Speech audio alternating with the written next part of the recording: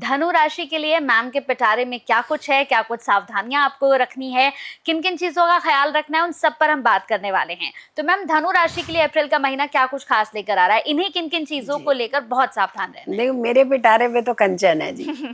देख, कंचन के पास बहुत सारी चीजें हैं।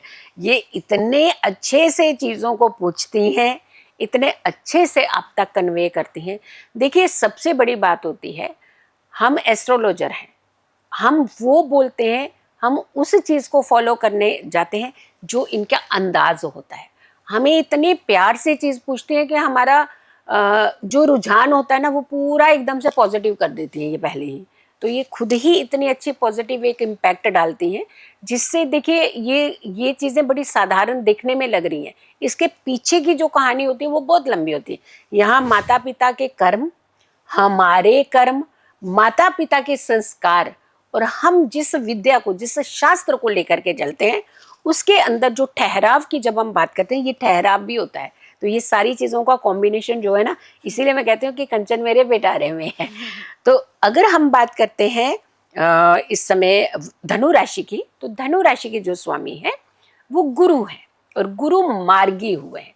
अब गुरु का जो ये मार्गी होना, ये कोई आसान जो हम सोचते हैं ना, वो चीज़ नहीं है। बहुत दिनों बाद मार्गी हुए हैं, अतिचारी चल रहे थे, उथल पुथल मची हुई थी फाइनेंस सेक्टर की, बहुत लोगों ने परेशानी झेली है, बहुत लोगों ने अपने रुतबे स्टेटस को खोया है।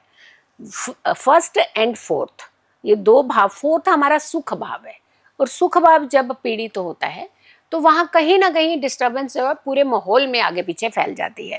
गुरु आपके 7वें भाव में आपकी ही राशि को देख रहे हैं, यानी बैठे 7वें पर आप ही की राशि को देख रहे हैं।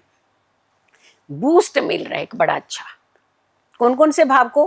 प्रथम यानी लग्न को, और फोर्थ यानी आपके सुख भाव को। तो बहुत अच्छा है आपके लिए।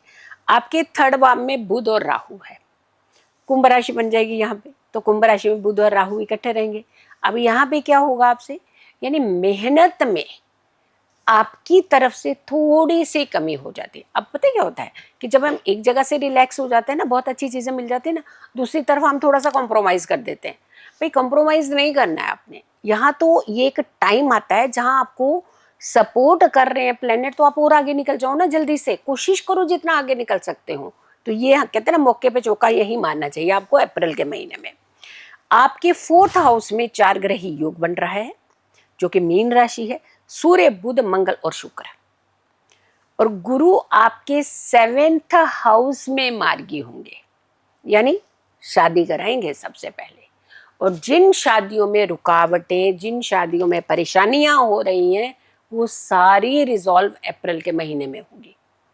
और खास करके उन बच्चों की जिनकी शादी में बहुत सारी अड़चनें फेस की हैं उन्होंने, उनकी शादी के योग बन रहे हैं। तो यानी रिश्ता यहाँ आकर के अप्रैल के महीने में पक्का हो सकता है। लेकिन एक ध्यान रखिएगा, हम लोगों को एक आदत होती है दूसरों के अंदर कमी निकालने की, लेकिन हमें ये ज़रूर सोचना चाहिए कि हम किस लेवल पे जाकर के खड़े हैं।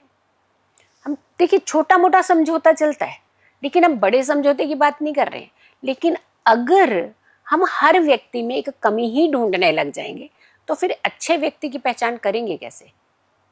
अपने अंदर भी तो ये चीज़, ये लागू प्रिंसिपल हमें करना चाहिए।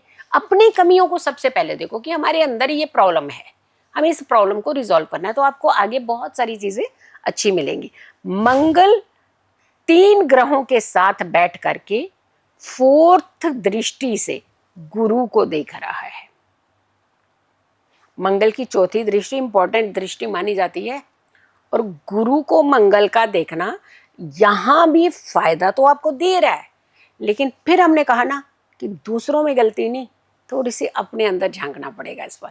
अप्रैल में थोड़ा सेल्फ एनालाइज ज़रूर करिएगा, क्योंकि रिश्ते जो नहीं हो पा रहे हैं ना, वो कहीं ना कहीं गलती एक पक्ष की तरफ से हो रही है, यानी आपकी राशि की तरफ से हो रही है। शनि की 10वीं दृष्टि, 10th दृष्टि उसकी अच्छी मानी जाती है। 10वीं दृष्टि आपकी राशि यानी धनु पर है,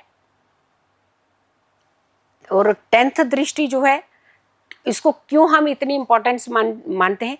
क्योंकि शनि की ऐसी दृष्टि है ये, जहां पर शनि आपको कहता है कि थोड़ा संभल जा, वरना खतरे की तरफ चलेगा। यानी न्यायप्रिय हो जा, ओवर कॉन्फिडेंस से दूर हो जा। ज्ञान है, सही तरीके से परोस। ज्ञान है तो अपना जस्टिस दे, 100% देने का प्रयास करो। दूसरों को इल्यूजन में मत डालो। अगर ये करते हैं तो आपका सब कुछ बचा रह जाता है, वरना शनि की ये दृष्टि आपसे आपका अस्तित्व छीन लेगी। शनि जहां बैठते हैं बहुत अच्छा होते हैं, शनि जहां देखते हैं वहां भी वो लेसन दे रहे होते हैं। हम कहते हैं इसको बुरा है, बुरी है, बहुत बुरी है। बुरी नहीं, वो लेसन दे रहे हैं आपको। वो आपको एक ऐसी शिक्षा दे रहे हैं जिससे आपका आने वाला समय सुधर सकता है।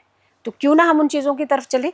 तो यहाँ पर आपको थोड़ा सा ये ध्यान भी रखना है, केतु आपके नवम भाव में है। नवम का केतु जो होता है भाग्य स्थान का, थोड़ी चीज़ें डिले करता है।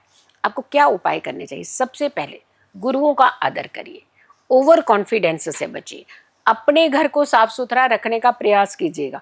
अब मेल है, आगे ईगो, हम क्यों साफ करेंगे जी? अरे आप सेवक जो कर रहे हैं उनसे ही करवा लीजिए साफ, पर थोड़ा साफ सफाई तो रखिए ना। ये नहीं कि आदमी लोग हैं ज़्यादातर घर के, शूज़ यहाँ, बैग वहाँ, मोबाइल यहाँ, चलो जी मेरा मोबाइल दो, चलो जी मेरा बैग उठा के अंदर रख दो। ऐसे नहीं। देखो आप एक बड़े अच्छे रुतबे पे काम कर रहे होते हैं, अपने रुतबे के साथ समझौता अगर नहीं करना है तो सबसे पहले इस चीज़ को क्लीन करना पड़ेगा।